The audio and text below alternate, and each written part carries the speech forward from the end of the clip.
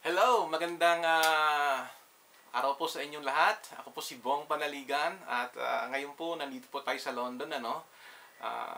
Nandito po ako for more than 12 years na.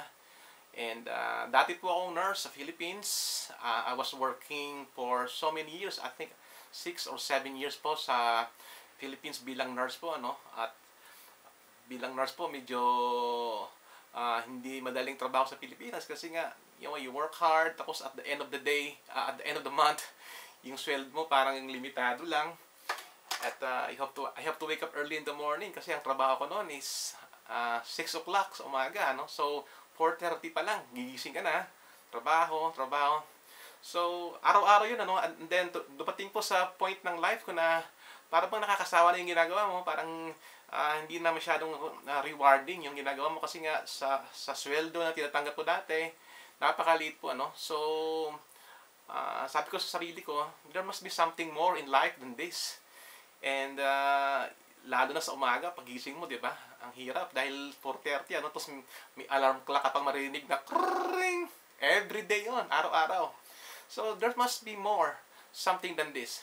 And I was so grateful, so happy po na nakilala ko po yung industriya po ng pagiging entrepreneurship, pagiging negosyante, kumbaga. At I was so impressed po. I was so blown away by the concept po ng network marketing kasi kung gagawin mo lang ng tama ito, okay, may pera talaga. If you do it in the right way lang talaga po, nandun talaga yung success Basta gagawin mo lang po siya ng tama. Okay? So, ngayon po, I've been here sa London. Nagtatrabaho ako dati, sa isang care home. Ang dami kong nasubukang employment dito. Okay? Hindi ko kasi nagawa yung pagiging nurse ko dito for some reason.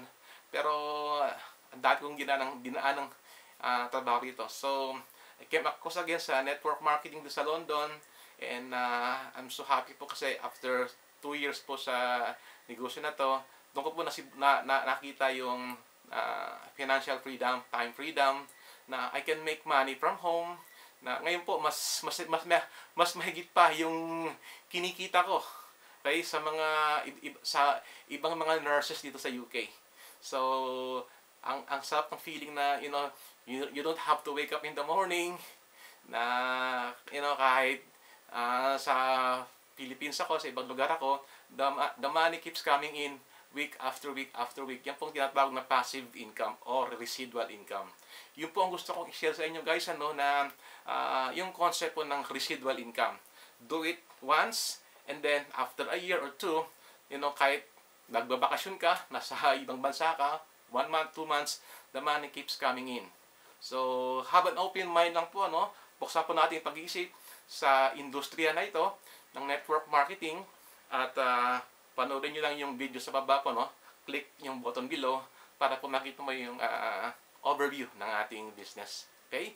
Salamat po again. Salamat po ulit at ito po si Bong Panaligan at let's keep in touch po, See you on the other side. Bye for now. Bye.